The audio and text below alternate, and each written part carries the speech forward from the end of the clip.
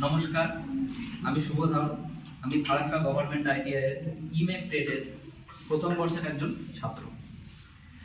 আমরা জানি বর্তমান সময়ে সিকিউরিটি কনসার্ন একটা কত বড় কনসার্ন। সেই কনসার্নকে মাথায় রেখে আমরা আমাদের ইলেকট্রনিক মেকানিক্স ডিপার্টমেন্টের গ্রুপ এ আমরা একটা প্রজেক্ট তৈরি করেছি যার নাম লেজার সিকিউরিটি সিস্টেম। এটা আমরা তৈরি করেছি কেননা এই সিকিউরিটি সিস্টেমের মাধ্যমে আজকের দিনে দাঁড়িয়ে আমরা আমাদের মূল্যবান জিনিসগুলোকে সমাজের অ্যান্টি সোশ্যাল এলিমেন্টদের হাত থেকে রক্ষা করতে পারব। এই প্রজেক্টটা তৈরি করতে আমাদের যে গাইড করেছে যে দুজন স্যার, তাদের নাম হলো দেবজ্যোতি স্যার এবং সৌভিক স্যার, যারা এখানে উপস্থিত আছে। আমি সবার প্রথমে তাদেরকে ধন্যবাদ জানাই। এটা হলো আমাদের লেজার সিকিউরিটি সিস্টেম প্রজেক্ট।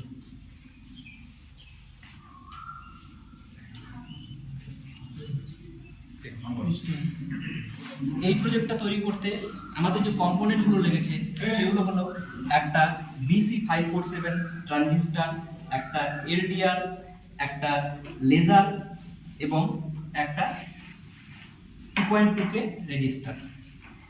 আমি এবার দেখাবো আমাদের এই প্রজেক্টটা কিভাবে কাজ করে। আমরা এই প্রজেক্টের মাধ্যমে এটা একটা ব্যাংক, এটাকে আমরা সিকিউরিটি প্রদান করব।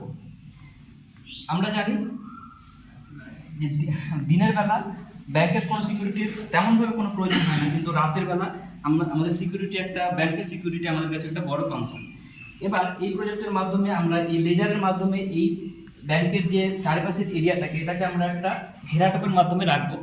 এবার এই যখন কোনো একটা সমাজের অ্যান্টি সোশ্যাল এলিমেন্ট যখন এখান দিয়ে প্রবেশ করতে চাইবে, তখন যখন এই লেজারটা যখন বাধাপ্রাপ্ত হবে তার বেলা, তখনই কিন্তু আমাদের বাজারটা বেজে উঠবে। তখন আমরা বুঝতে পারবো যে কোনো একটা আনঅথরাইজ অ্যাক্সেস এখানে হচ্ছে। এই প্রজেক্টের মাধ্যমে আমরা শুধুমাত্র আমরা যে ব্যাংকে সিকিউর করতে পারবো তেমনটা নয়, এছাড়াও আমরা আমাদের বাড়ি, এছাড়াও আমরা জানি বর্তমানে বিভিন্ন jewellery exhibition, golden jewellery exhibition, diamond jewellery এক্সিবিশনে এই লেজার সিকিউরিটি সিস্টেমকে খুব ভালোভাবে ব্যবহার করা হয়। এছাড়াও অনেক দেশে কিন্তু লেজার সিকিউরিটি সিস্টেমের মাধ্যমে আমরা নিজেদের অনেক দেশ তাদের বর্ডারকে কিন্তু বর্তমানে সিকিউর করছে। আমাদের এখান থেকে লেজার যে লাইটটা এখানে এসে এই যে মিররটা এখানে রিফ্লেক্ট করছে, এবার এখান থেকে এই মিররে রিফ্লেক্ট করছে, এবার এখান থেকে এই মিররে রিফ্লেক্ট করছে। সেই কারণে এই পুরো জায়গাটা কিন্তু সিকিউর হয়ে যাচ্ছে। এবার যখনই আমি এখানে কোনো একটা বাধা দেবো, আমরা বাধা দেবো, তখন কি করছে, এই যে আমাদের LDR এর উপরে এই লেজারটা কিন্তু বাধাপ্রাপ্ত হচ্ছে। আমরা জানি LDR এর উপর যখন কোনো রে না পড়ে তখন LDR এর রেজিস্ট্যান্স কিন্তু অনেকটা হাই হয়ে যায়। আর এখানে আমরা BC547 ট্রানজিস্টর ব্যবহার করেছি, সেই কারণে BC547 ট্রানজিস্টরটা কিন্তু তখন অফ অবস্থাতে থাকছে।